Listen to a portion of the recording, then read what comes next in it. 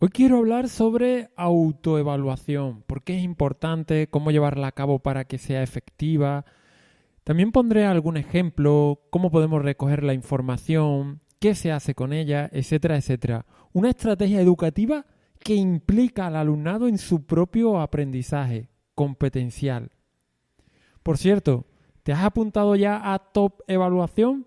Comenzamos el 24 de febrero y es un intensivo de 4 clases online encaminadas a construir un sistema de evaluación en el que no necesites poner una sola nota en todo el trimestre.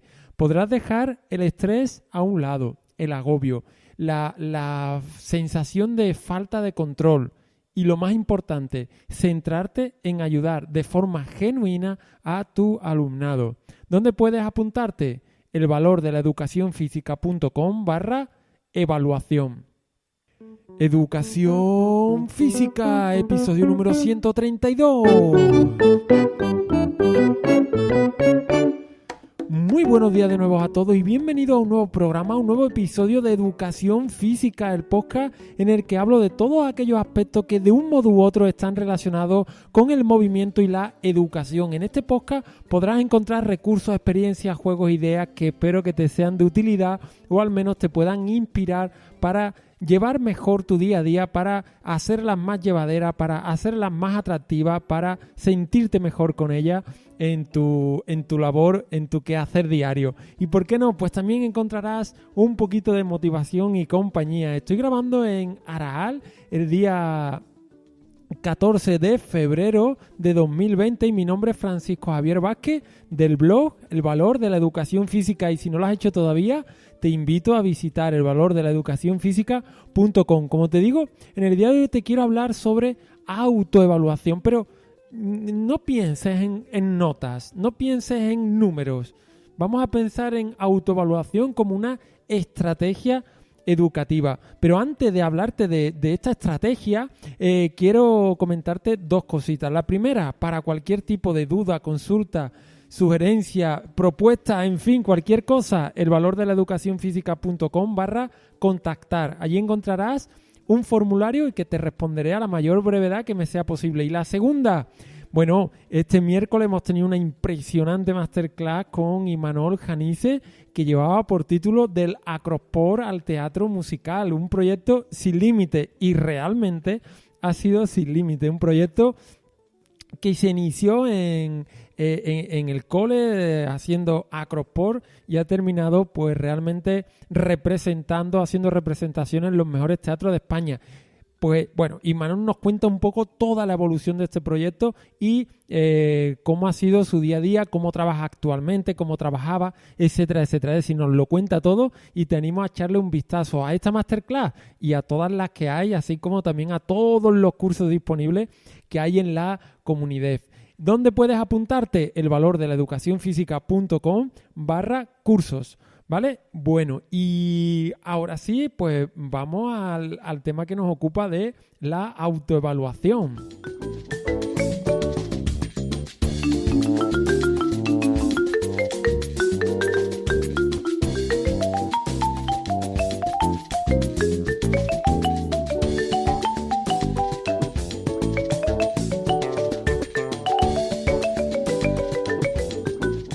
Bueno, decíamos en el podcast anterior que de la semana pasada que si queríais ejemplos, que profundizáramos en algo, pues me lo comentaréis, y he recibido bastantes comentarios al respecto, así que vamos a tratar un error. Vamos a ver la solución a uno de estos errores. El error era dejar al alumnado al margen de la evaluación. Esto es un error muy típico que solemos cometer o que se suele cometer, ¿no? Entonces, bueno, hay que tener en cuenta varios aspectos. Lo primero, éticamente. ¿Es ético? Deberíamos preguntarnos, ¿no? ¿Es ético dejar a las personas al margen de su evaluación, de su aprendizaje? Porque evaluación es sinónimo de aprendizaje. La evaluación tiene una dimensión ética, la evaluación tiene una influencia sobre la persona a la que se le evalúa sí o sí. Entonces, no es un aspecto neutro, no es poner un número y ya está y no tiene consecuencias, ¿no? La evaluación tiene consecuencias. Por poner un ejemplo para que nos entendamos, ¿no? Si llega el inspector a clase y emite una evaluación sobre tu forma de dar clase y esto tuviera incidencia en el sueldo, te suben 20 euros o te restan 20 euros, por poner un ejemplo sencillito, o te abren un expediente o te dan un diploma de buenas prácticas, ¿sería justo que tú no conocieras que te estás evaluando, que tú participaras en esa evaluación, que conocieras los criterios? ¿Sería justo? Entonces, bueno, para quitar este tipo de cosas, pues un poco es ético que uno participe en la evaluación, ¿vale? Si se quiere que la evaluación sea un referente para el aprendizaje y no solo para poner un número que no ayuda a nadie, es imprescindible contar con la participación de las personas a las que damos clases. Hay que conseguir que la evaluación no sea un acto que ejecute el maestro como técnico educativo, sino que hay que conseguir darle voz al alumnado, que éste se implique, participe en su proceso evaluativo y, por tanto, en su proceso de aprendizaje. No podemos obviar su inclusión. Es fundamental implicar al alumnado en su propio aprendizaje. Exactamente igual, por poner otro ejemplo, que pueda ser un médico. Los buenos, claro, con su paciente, ¿no? Los escucha, los anima a seguir, le da recomendaciones para que haga en su día a día. En definitiva, lo hace partícipe de lo que tiene, porque en definitiva, más que para el médico, es importante para el propio paciente. Bueno, pues en educación debería ser similar. Más que para el docente poder poner una nota, el diagnóstico debería servir para avanzar y para ello hay que contar sí o sí con las personas a las que se le da clase. Primer aspecto, éticamente es importante. Segundo aspecto, científicamente está demostrado que es contraproducente no implicar al alumnado en su evaluación. Hay que potenciar la autonomía en el aprendizaje, ¿vale? Y según el modelo, el modelo normativo actual es por competencia en el que nos movemos. Entonces, esta autonomía pide un cambio en el modo de hacer que se ha venido haciendo, valga la redundancia, y que potencia en el aprendiz la responsabilidad, la motivación y, por supuesto, también, digamos, el dinamismo y con ello la posibilidad de éxito. Ese camino hacia la autonomía pasa por el desarrollo de estrategias de aprendizaje y, bueno, hay muchas metodologías que ponen al alumnado en el centro. Estamos hablando de metodologías competenciales, ¿no?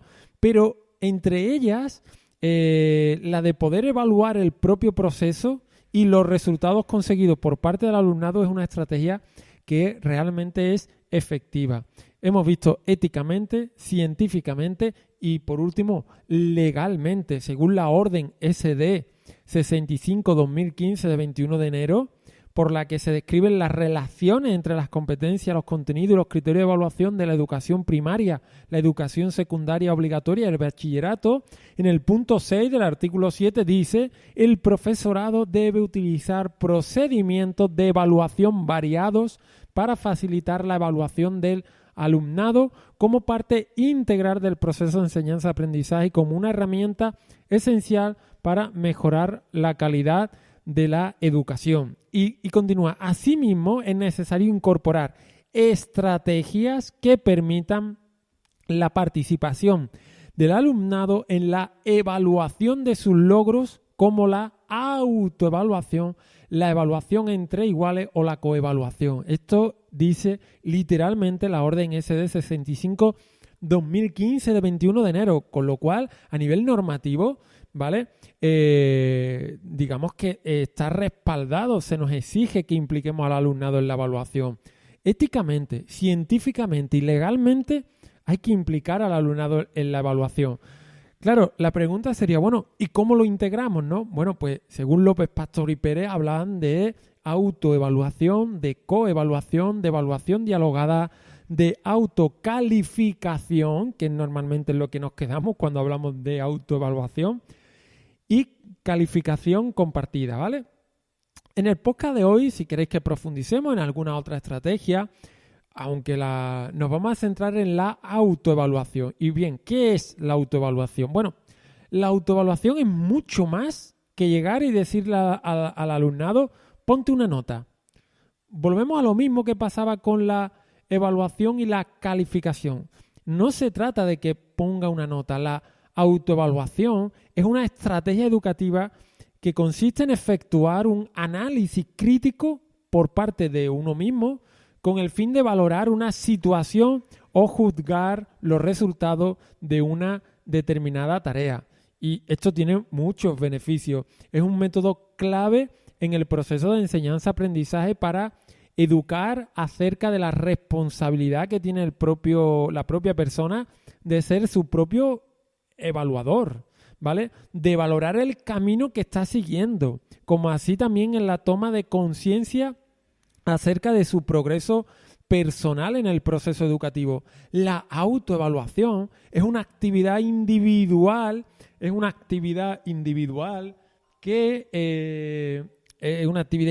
que desarrolla la reflexión y la capacidad del alumnado para valorar y calificar sus logros.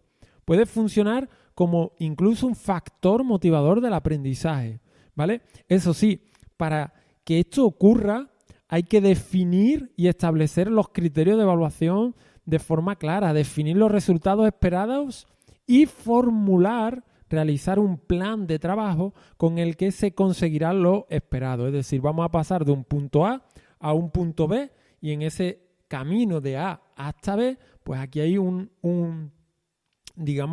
plan de trabajo. Puede ser una unidad didáctica.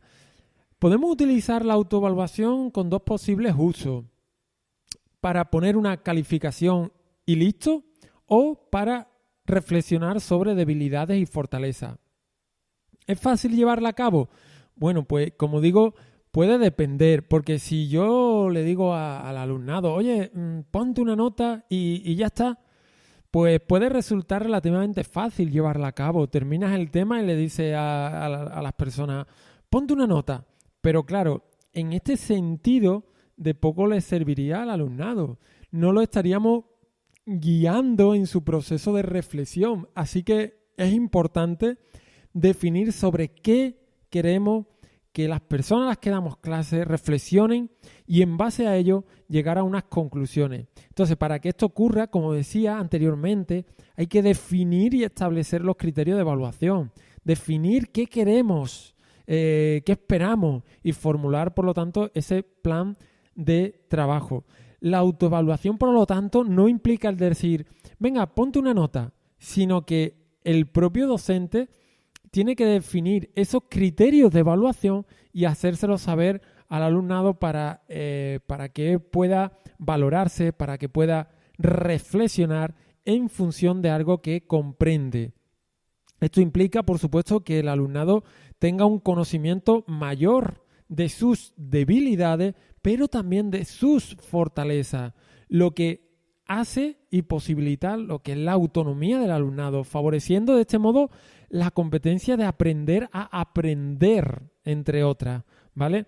Vale, ¿cómo podemos llevar a cabo la autoevaluación? ¿Vale? Bueno, pues yo siempre recomiendo comenzar por algo sencillo, de modo que la experiencia para el alumnado sea agradable, sea fácil, sea de logro y a partir de ahí pues podemos complicarlo. Yo normalmente me gusta separar como 4 pasos dentro de la autoevaluación. La autoevaluación sobre aspectos sociales, participativos y de responsabilidad sería un poco el primer paso.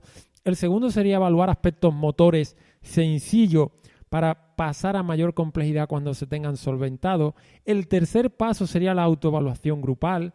Y el cuarto paso sería la autoevaluación, que esto ya estaríamos en niveles muy, muy avanzados de autoevaluación. Por lo tanto, como podéis ver, la autoevaluación es una estrategia muy rica y llena de matices. Por lo tanto, yo os preguntaría, ¿qué es más fácil autoevaluar para una persona? ¿Que recoja el material? ¿Que no ha hecho ningún gesto feo cuando se han formado los grupos? ¿Que ha cumplido las reglas del juego X? ¿O por el contrario, que dé un volteo hacia adelante con el cuerpo en tal posición? ¿O que realice un salto coordinado? ¿Vale? ¿Veis por dónde voy? Es decir, la idea es que empecemos por experiencias de autoevaluación sencillas con el alumnado, que tenga claro los criterios que le estamos que se tiene que autoevaluar, sobre los que tiene que reflexionar y que se los hayamos explicado con anterioridad. Si queremos que el alumnado se autoevalúe sobre que no ha hecho ningún gesto feo o a ningún compañero, hay que explicarlo al inicio de la sesión. Posteriormente desarrollamos la sesión y, por último, que reflexionen sobre si han cometido gestos feos, ¿vale? Fijaros, lo hemos prevenido, ¿vale? La evaluación nos sirve para prevenir en lugar de pillar, de jugar a que te pillo, ¿no? A que te pillo en el sentido de ahora te pongo una, ¿vale? Bueno, creo que me entendéis. Entonces, una de las preguntas que me suelen hacer es, cuando voy a dar alguna formación sobre evaluación, es ¿cuánto peso tiene la nota la autoevaluación? Bueno, pues yo siempre le digo, puede tener nada de peso, puede valer 0. Lo importante de la autoevaluación es la reflexión, el que saben lo que tienen que valorar. El primer paso es la autoevaluación y el segundo la autocalificación. Son cosas distintas. Es un proceso que puede tardar mucho tiempo, incluso, es decir, pasar de una autoevaluación a una autocalificación es un proceso que puede tardar mucho tiempo. ¿De qué va a depender? Va a depender de la edad del alumnado en el que estemos impartiendo clases, va a depender de la idiosincrasia del grupo, va a depender si otros compañeros también ejecutan este tipo de estrategias, etcétera, etcétera. Mirad, un ejemplo sencillo que podríamos hacer de una rúbrica para que puedas, digamos, entre comillas, pues utilizarla, sería, por ejemplo, criterio número 13 de primaria. 13. ¿Cuánto te has relacionado con el criterio número 13, ¿vale? ¿Cuánto te has esforzado hoy en la clase? ¿Vale? Y ahora gradamos esto. Otro criterio que está en primaria y secundaria, el criterio número 7, podríamos decir, ¿rechazo a alguien y respeto a mis compañeros y compañeras de clase? ¿Vale? Entonces, bueno, en este sentido tenemos 2 autoevaluaciones, ¿vale? 2 criterios, 2 cosas muy claras. Uno es cuánto te has esforzado hoy y aquí pues podríamos establecer incluso el nivel de esfuerzo que se ha realizado, ¿vale? O bien podríamos, por ejemplo, si yo digo el tema del esfuerzo, digo, pues no me he esforzado nada en las clases de educación física hoy no me he esforzado nada, no me ha gustado y bueno, son un poco rollo. O hasta el punto de siempre me esfuerzo en las clases de educación física al máximo, aunque no me salgan las cosas bien. Es decir, podemos ir desde no me he esforzado hasta me esfuerzo siempre, aunque no me salgan bien, ¿vale? El tema de no rechazar a nadie, bueno, pues siempre me enfado cuando alguien cae en mi equipo que yo no quiero, ¿vale? O hasta el punto de nunca rechazo a nadie que caiga en mi grupo, lo respeto y juego lo mejor posible. Entonces, bueno, ahí tenemos, por ejemplo, un par de criterios de evaluación. Entonces, si nosotros autoevaluamos todos los días este aspecto, lo importante es que el alumnado siempre tendrá claro qué se quiere conseguir y siempre tendrá que tener presente una valoración sobre su comportamiento con respecto a esos ítems de rechazar a nadie o de esforzarse en la clase. Evidentemente se pueden coger otros ítems que estén relacionados con otros criterios, pero la autoevaluación puede ir incluso más allá, porque podemos quedarnos en que yo califique cómo ha sido, califique en el sentido de en qué grado estoy, de si me he esforzado o he respetado a mis compañeros, pero también puedo ir un paso más allá haciendo propuestas de mejora que podría haber realizado para conseguir ese ítem. Por ejemplo, si un alumnado se sitúa en el número, en la gradación media, ¿vale? De 5 en la media, en el 3, pues podría poner también una reflexión de ¿qué podría haber hecho yo hoy para en vez de estar en un 3, estar en un 5? De modo que él mismo se está dando la solución para que el día próximo ya venga predispuesto a realizarla. Y así, un día y otro, evidentemente, esto es lo potente de la autoevaluación. Como ves, esto es solo el principio, pero que realmente es de mucha utilidad. Yo estoy hablando aquí de un ejemplo súper sencillo, pero a partir de aquí la complejidad y que podemos llegar y lo que se puede llegar a desarrollar con la autoevaluación es absolutamente brutal. Ahora bien, ¿cómo recogemos esta información? Bueno, pues la podemos recoger a través de una hoja de registro, ¿vale? Bueno, una hoja de registro donde ellos vayan apuntando todos los días en la misma hoja de registro. No tenemos que imprimir una hoja de registro cada vez, pero le doy una a cada alumnado y en la misma hoja van poniendo un 1, un 2, un 3 en función de la autoevaluación que estén haciendo ese día. Lo mismo un día se ponen el 3, luego ponen un palito en el 4, otro día de hoy me he esforzado regular y me vuelvo al 3, etcétera, etcétera. De modo que tú al final tienes una información en una hoja con el esfuerzo percibido por el alumnado, ¿vale? También podemos recogerla a través de Plickr, que es una herramienta muy útil y que para este tipo de recogida de datos. También podemos recogerla con iDoceo a través de iDoceo Connect, si es que el alumnado pues tiene acceso a Wi-Fi, ¿vale? Pero para Plickr, por ejemplo, no necesitamos Wi-Fi. Por lo tanto, tenemos diferentes formas de registrar la información para luego decir, bueno, ¿y qué hacemos con esa información? Bueno, pues esa autoevaluación contribuía, como digo, a un criterio. Por tanto, hay que tomar una decisión con respecto a la información proporcionada por el alumnado y por la que tú tienes como docente para decidir en qué grado de consecución con respecto al criterio de evaluación se encuentra, ¿vale? ¿Qué ocurre si la información que proporciona el alumnado dista mucho de la que tú tienes como docente? Bueno, pues se habla con él para ver qué ha pasado, para comprender la situación, para entenderla y así poder actuar y tomar decisiones en consecuencia que mejoren y faciliten el aprendizaje. Lleva a cabo, yo te aconsejo, lleva a cabo durante un mes esta autoevaluación con estos dos criterios que te he comentado a diario o si quieres una vez a la semana, que la hagan 4 veces, de modo que el alumnado no pierda nunca el foco sobre este mes, es decir, no pierda el faro sobre estos aprendizajes, ¿vale? Y me cuentas, hazlo y me cuentas. De este modo, cuentas con una información adicional que no has tenido que recoger, punto a favor de la autoevaluación, y que te ayudará a tomar una decisión con respecto al criterio que tienes que valorar. Ojo, fijaros, en ningún momento estamos dándole un peso numérico a la autoevaluación que haga el alumnado, simplemente una información, ¿vale? El alumnado ha estado implicado, se siente parte de lo que tiene que conseguir, reflexiona sobre los aprendizajes que queremos que busquen.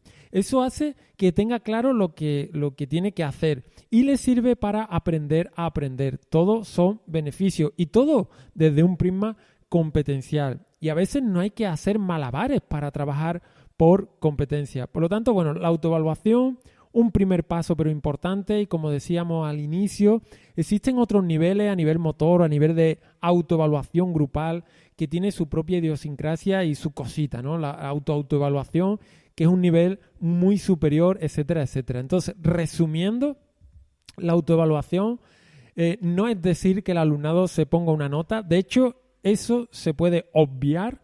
Y cuando hablo de autoevaluación en alguna formación, casi todo el mundo me comenta esto que ya he comentado antes, lo del peso. ¿Qué peso tiene la nota? Bueno, pues puede no tener peso o puede sí tenerlo. Lo importante es que es una estrategia educativa que sirve para reflexionar, para desarrollar el pensamiento crítico, para implicar al alumnado en su propio aprendizaje y además nos da una información desde otro punto de vista valiosísima que para entender al alumnado, para entender qué está pasando en nuestras clases desde ese punto de vista, que de otro modo no tendríamos, para poder, como digo, ser más justos a la hora de tomar una decisión con respecto a alguna persona y una calificación final, ¿no?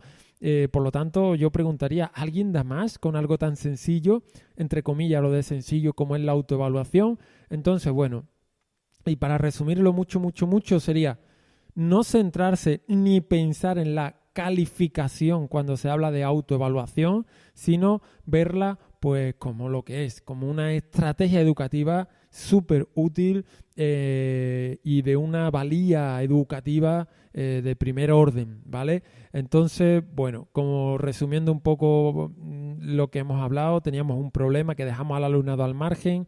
Hemos entendido un poco por qué es importante la autoevaluación desde el punto de vista ético, desde el punto de vista científico y desde el punto de vista normativo, legal, ¿no? Y luego te he comentado un par de ejemplos, un par de criterios que puedes llevar a cabo y que te animo a que lo desarrolles durante un mes para que veas, para que experimentes con la autoevaluación y veas si realmente tiene efecto, ¿vale? Así que, bueno, espero que te haya gustado el podcast y, bueno, como siempre, pues si queréis profundizar en lo que hemos tratado en este podcast, pues solamente pues tenéis que, bueno, hemos hablado en otros episodios de evaluación, dejaré los enlaces y, por supuesto, te vuelvo a animar a que te apuntes al curso gratuito, intensivo, todo evaluación, un curso compuesto de 4 clases totalmente online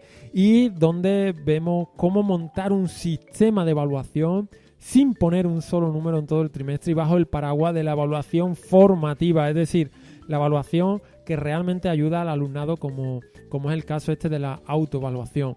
Y en fin, señores, señoras, hasta aquí este podcast. Muchísimas gracias por vuestras valoraciones de 5 estrellas en Apple Podcast, en iVoox, en YouTube, en Spotify. En fin, muchísimas gracias también por suscribiros a los cursos y por estar ahí una semana más al otro lado apoyando este proyecto, porque sin vosotros esto no tendría absolutamente ningún sentido. Y si te ha gustado el podcast, pues también te animo a que lo compartas con personas que entiendas que le pueden ser interesantes.